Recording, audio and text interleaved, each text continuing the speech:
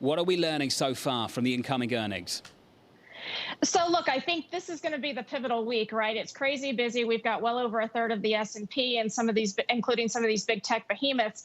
I think what we're learning so far is that the value side of the market, the financials in particular, look like they're the weak link at this point in time. So far, we've actually seen some resilience in areas like technology and growth revisions generally, while we've really just continued to see continued slippage on the financial side. So I really want to see this week if we're going to get confirmation of that trend, if we're going to maintain that tech resiliency.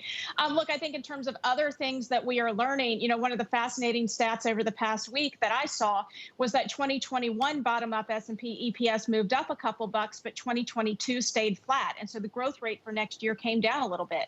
I want to see if we're really going to continue to see that enthusiasm build on next year.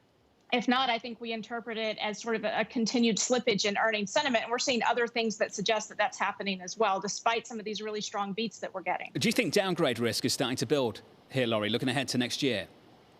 I think so. I mean, I think the issue, right, it's a question of the rate of change versus the dollar level. And that rate of change we have very clearly seen for 2022 starting to slip just a tiny bit. Now, the tech companies could cause that to reverse. But what we've basically got now is peak upward revision. So if you looked back in June, the rate of upward revisions in the S&P 500 was 78%. And so far in July, that has slipped to 74%.